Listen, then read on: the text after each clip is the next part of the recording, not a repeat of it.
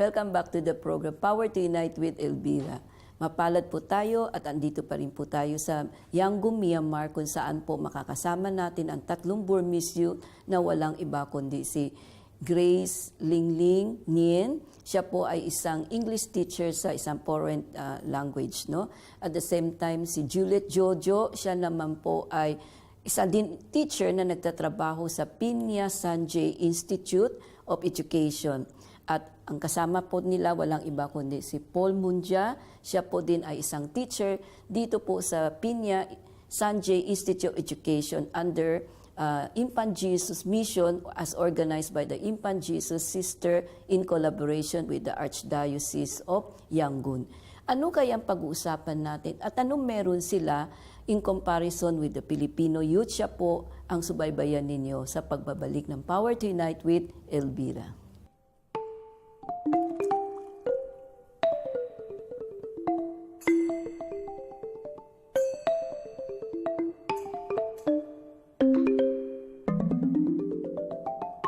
Welcome to the program, Power to Unite with Elvira. So may I call you Grace, Juliette, and Paul, So, it's very surprisingly to meet three Burmese youth.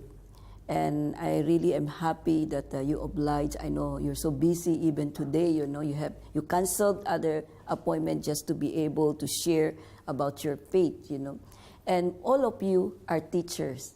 So I thought when I was told by Bishop John that you are all teachers, I thought you are all catechists. But it's not. It's a different kind of work. Like, for example, Grace, you teach English or as a foreign language, So, first of all, before we talk about your career, I would like to know, Grace, so who influenced you to be a Catholic, considering I think 85% here are Buddhists? I must say that I am born as a Catholic since my parents are the Catholics, so I don't have a choice at all. But like when I attend the catechism class, I did enjoy it. Mm-hmm. And when I go to the high school, I am the only one Catholic and also the only Christian in my class. But I don't find this is a weird. And also, like, even though I'm a Catholic, my friends, they don't put me aside out of their society or mm-hmm. not. They don't discriminate me at all. So I just enjoy being with them. And also, even they have I'm living in Myanmar, yes. There is a Buddhism festival. So this time, I just joined their festival, and also when I go to the church, they also follow me to study how am I living as mm-hmm. a Catholic, and then how can I find I have the real faith in this Catholic church and mm-hmm. also in God and Jesus is. When I face the trouble and the problem in my life, mm-hmm. a life problem, I feel that I'm near to them more than other days. Like, for example, if I find the difficulties today, I find it more closer to the Jesus or like this. So you go to church or adoration chapel? You have adoration chapel here? Yes, we have it. So you have a silent prayer? Prayers, yes. So you find comfort in that? That's true. I even go and cry in the adoration chapel mm-hmm. like this. So even I talk to the Jesus and the Eucharist as a person. Even I might say that you and I like this. Mm. That kinds of conversation is going on, even though I'm talking. He is listening to you, right? He is there, so I know it. Yeah. So why did you choose to become a teacher? Why not a catechist, an English teacher? Why not just a catechist, considering, you were formed by a catechist, right?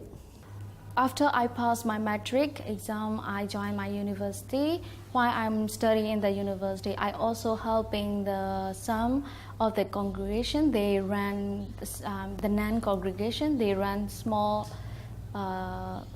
kindergarten school or like summer camp.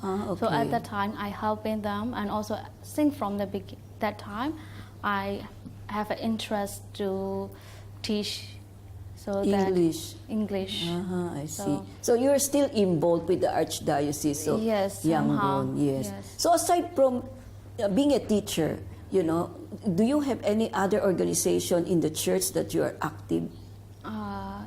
Like a youth commission. Okay. Yes, and also like the church commission. Yes, I did.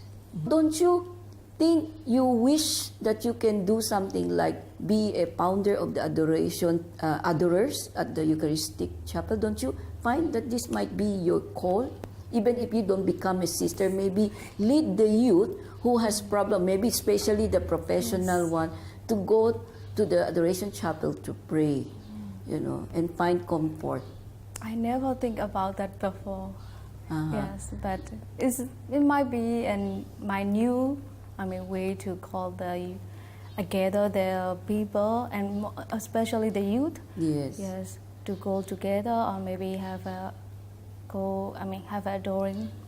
I think that would be nice because you already experienced His presence. So maybe you share your experience with them, and that's what we call, evangelizing. Maybe that will be your mission, Yes. Now, Juliette, because you and Paul work in this institute, Pyinya Sangae Institute of Education. Can you give an idea what is this institute all about? This Pyinya Sangae Institute of Education, it is organized by Infant Jesus Sisters from Singapore in collaboration with Archdiocese of Yangon. This organization, we train teachers from all over the country.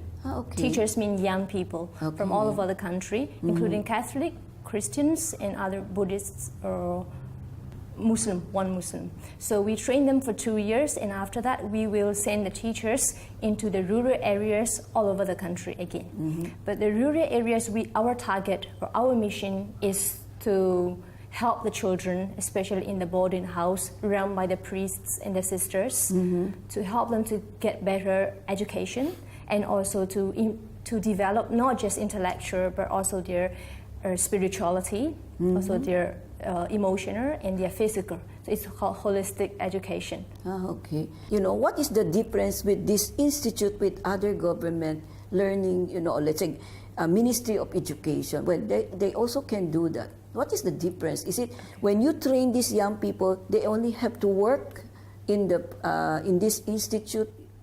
It is also teachers training program, and the government also has it. Yes. But the difference is that the government may train the teachers, which we are not sure how they train the teachers. Okay. But for this program, our focus is not just for teachers to become good teachers. It is also for our personal growth. So that is where I found the growth of my spiritual and also my personal, my emotional, because we focus pretty much on the growth of a person.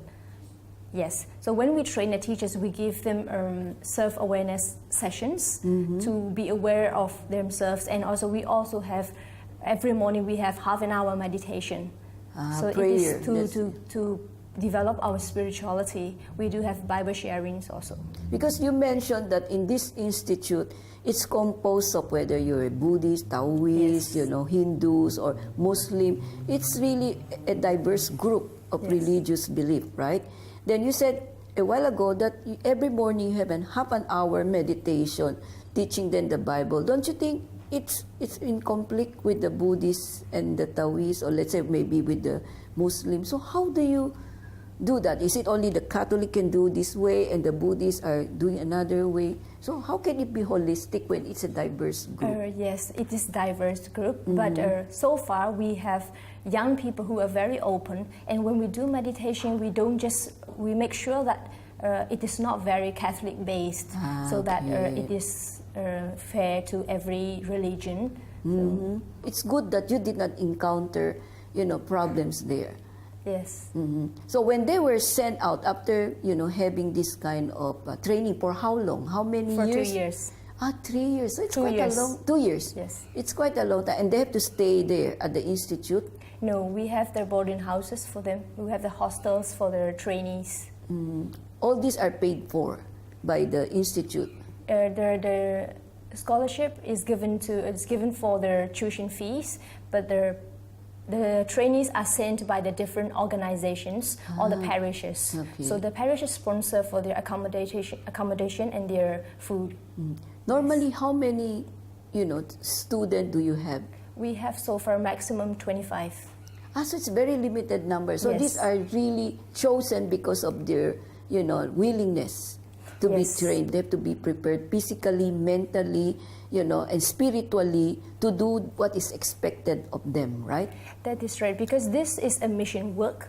And it is a mission work, so when we choose the students, we have to be careful because we need to know what is their motivation to become a teacher. Yes, so yes. the first motivation is to want to serve the poor who are in the rural areas, in the difficult areas. So that is the first motivation that we look at when we have the students coming in. So you choose those who will become a teacher from the rural areas that comes from the family of poor, because maybe the reason why you did this because you think they are more attuned with the situation, they can easily adjust, right? It will Yes. not be in difficulty, because if you choose a rich daughter to be there or a rich son, maybe they will say this is not for me. They might give up, right, Paul? We have some, but mostly from the far places.